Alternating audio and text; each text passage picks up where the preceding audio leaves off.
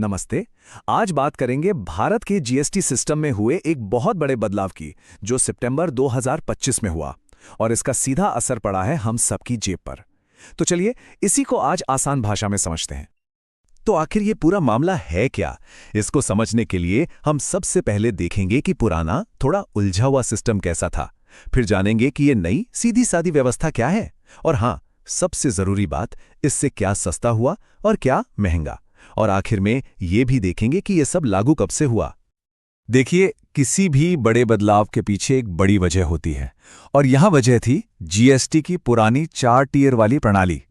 सच कहें तो ये कारोबारियों और हम जैसे ग्राहकों दोनों के लिए एक पहेली जैसी बन गई थी। तो इसी को सुलझाने के लिए ये पूरा सुधार लाया गया। तो पहले का सिस्टम कुछ ऐसा था। 5, 12, 18 और 28% के 4 अलग अलग टैक्स स्लैब। अब इसमें मुश्किल ये थी कि ये तय करना बड़ा कठिन हो जाता था कि कौन सी चीज किस स्लैब में आएगी, और इसी वजह से आप जानते हैं काफी कंफ्यूजन और विवाद भी होते थे। बस इसी जंजाल को खत्म करना 56वें जीएसटी काउंसिल मीटिंग का मेन मकसद था। तो इस पूरी उलझन का हल क्या निकला? कह सकते हैं कि एक ऐसा कदम उठाया गया जो टैक्स सिस्टम में एक बहुत बड़ा, एक क्रांतिकारी सरलीकरण है। और ये रहा वो सबसे बड़ा और सबसे अहम बदलाव। 4 अलग अलग टैक्स स्लैब की जगह अब सिर्फ 2, 5% और 18%। आप सोचिए, ये टैक्स सिस्टम को हर किसी के लिए कितना आसान बनाने की कोशिश है। तो अब जो नया सिस्टम है उसके दिल में है ये 2 रेट्स, 5% और 18%। लेकिन कहानी यहीं खत्म नहीं होती। इसके अलावा जो बहुत महंगी लग्जरी चीजें हैं या फिर जो सेहत के लिए अच्छी नहीं मानी जाती, उन पर 40% का एक स्पेशल रेट लगाया गया है।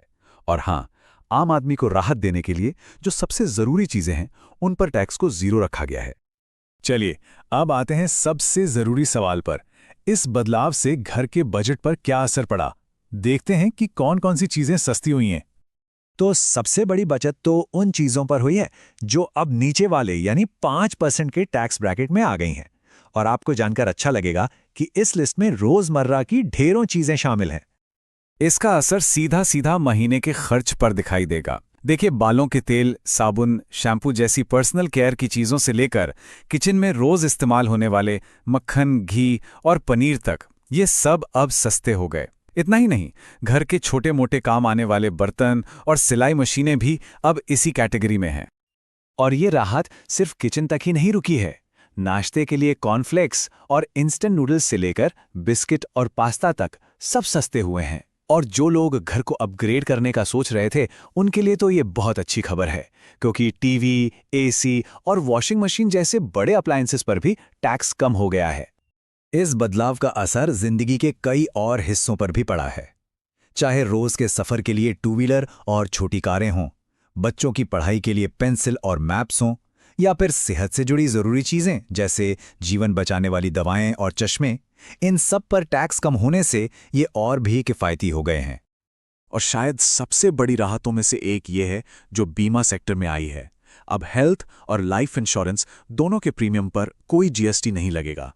सोचिए, ये लाखों परिवारों के लिए कितनी बड़ी बचत है और उनकी फाइनेंशियल सिक्योरिटी को कितनी मजबूती मिलेगी। तो क्या इसका मतलब ये है कि सब कुछ सस्ता ही हो गया?